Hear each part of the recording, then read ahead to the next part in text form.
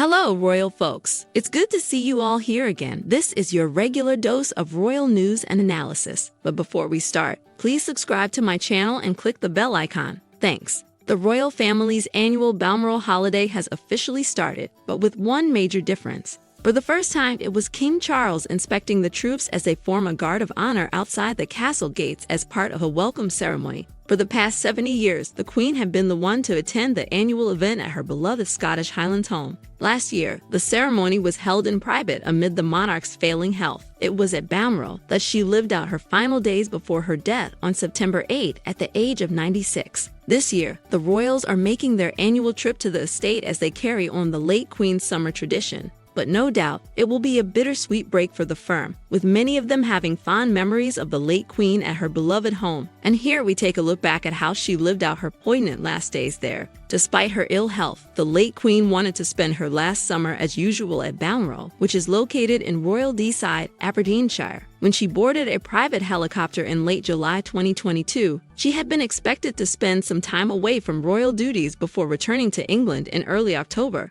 At first, she resided in the comfortable 7-bedroom Craigowne Lodge before moving to Balmoral Castle, just a mile away, on August 9, where she stayed until the very end. It was familiar surroundings for her, as she was joined by a handful of committed staff, including Page of the Backstairs Paul Wybrew and her Surgeon-at-Arms Barry Mitford. The two men were said to have brought her the Racing Post each morning and accompanied her in watching television. And, of course, she was also joined by her right-hand woman Angela Kelly. Her personal assistant and dresser was also there to ensure she was comfortable and didn't overexert herself.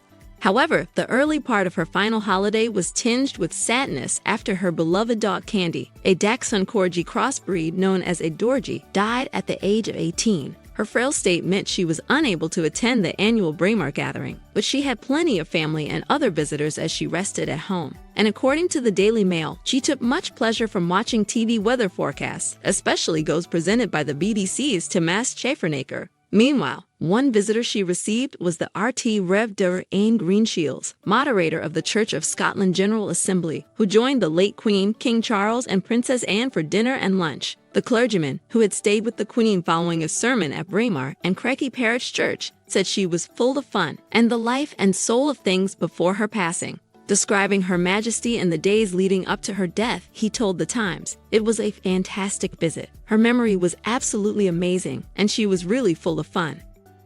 He also told BBC Radio Scotland's Good Morning Scotland program that she was in great form. She was in really good spirits, obviously frail, you can see that, but absolutely on the ball. Dr. Greenshields added, she was talking about her past, her love for Balmoral, her father, her mother, Prince Philip, horses, very engaged with what was happening in the church and what was happening in the nation too.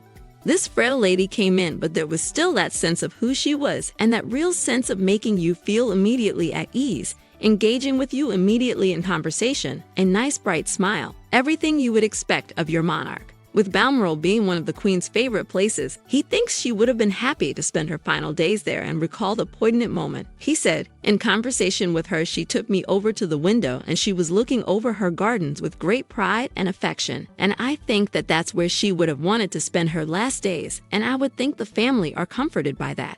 However, duty did call for the late Queen just 2 days before her death, when she hosted a historic audience with the then-new Prime Minister Liz Truss in the informal surroundings of her Balmoral living room. While the Queen was said to have ongoing mobility issues, she looked bright yet frail as she used a walking stick to greet Miss Truss, who only lasts 44 days in the job. Photographs showed the pair in the green drawing room for the monarch's tradition of kissing the hands to welcome the 15th leader of her reign. The pair chatted for around 30 minutes before the Queen was visited by the outgoing Prime Minister Boris Johnson, who tendered his resignation.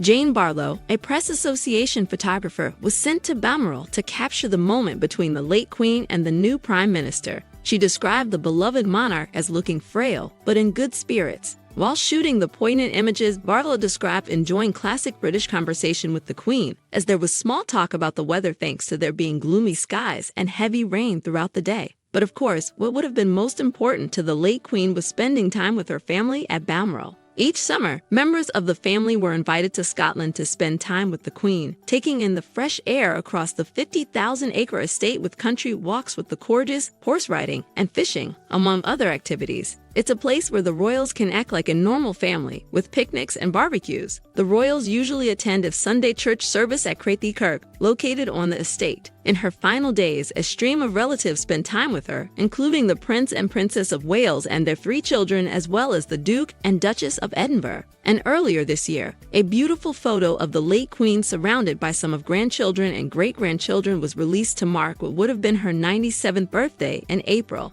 The snap, taken by Kate last summer at Balmoral, shows the former monarch on his sofa with the young royals, all smiles next to their beloved Gan. On the sofa next to her is her oldest great-grandchild Savannah Phillips, the eldest daughter of Peter Phillips, as well as Mia Tyndall, who cradles her baby brother Lucas. Behind them stands Lena Tyndall, the middle child of Zara and Mike Tyndall, Prince George, Princess Charlotte, Isla Phillips, and Prince Louis. Standing tall at the back are the Queen's youngest grandchildren, Lady Louise Windsor and James, the new Earl of Wessex, the son and daughter of the Duke and Duchess of Edinburgh. It is believed that over the next few weeks, King Charles will host his extended family in the exact same way in the Scottish Highlands, with those likely to attend including William, Kate, and their 3 children. So what do you think about this news, guys? Thank you for tuning in to today's discussion. As always, I encourage you to share your thoughts in the comments section below. Stay tuned for more updates on the intriguing world of royalty. Until then, thanks for watching. We'll see you again with some more fascinating news about the royal family. Thank you.